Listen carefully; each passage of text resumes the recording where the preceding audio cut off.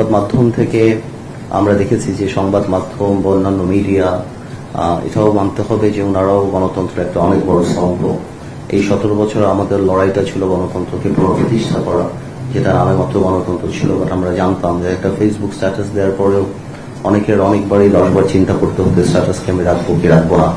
সেটা সংবাদ মাধ্যমের মধ্যেও ছিল, বা তারপরেও স্বীকার করতেই হবে যে সংবাদ মাধ্যম গত 17 বছরও সেই ধরনের আপনার কন্ট্রোলিং নেচার এবং কথায় কথায় সেই সময় বলা যে টেলিভিশনের লাইসেন্স কারা দিয়েছে, কাদের কথা বলতে হবে সেই যে মনে করিয়ে দেওয়া, হাত বেঁধে দেওয়া সাংবাদিক।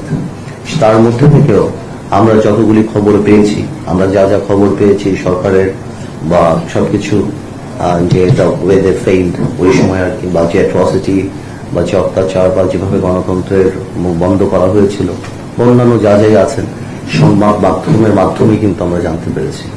তো সুতরাং আমাদের এই জুলাই আন্দোলনে কোনোভাবে সংবাদ মাধ্যম বা যারা যারা আছেন তাদের ভূমিকাকে খাটো করে দেখার কোনো সুযোগই নেই সব দিক থেকে। তো আমাদের মাথায় রাখতে হবে যে আমরা অবশ্যই এই মন্ত্রণালয়ের দায়িত্ব রেগুলেট করা, বাট কোনোভাবেও যেন আমরা কন্ট্রোলে না যাই। মাথায় রাখতে হবে যে আমাদের সকলেই কর্মে, আমি কথা বলি বারবার বলি, বিকজ 17 বছরে একটা ওয়েতে সারা বাংলাদেশ চলেছে। It is very difficult to change the system, because সিস্টেমের মধ্যে তো পড়ে যায় সবকিছু। এই গত সরকারের সবচেয়ে বড় প্রবলেমটাই ছিল যে যে রাজনীতিবিদরা যখন ফেল করে তখন জাতির ভবিষ্যৎ নিয়ে যায়।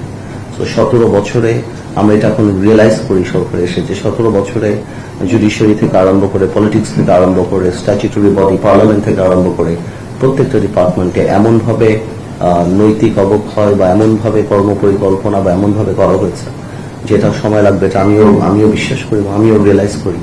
বাট আমাদের মাথায় রাখতে হবে যে আমরা জানি কোনোভাবেও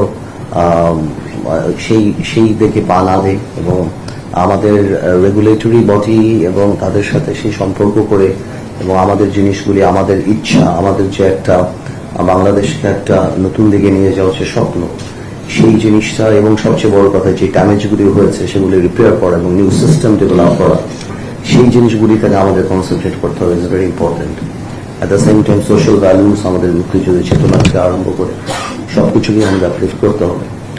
আর আরেকটা কথা মাথায় রাখতে হবে, আমি বিশ্বাস করি যে জিনিস আমরা যাই করব, আমাদের সবকিছু যতই আমরা সিদ্ধান্ত নেই, আমরা চাই যাতে আমাদের দ্বারা কোনো অন্যায় না হয়, এটা মাথায় রাখতে হবে।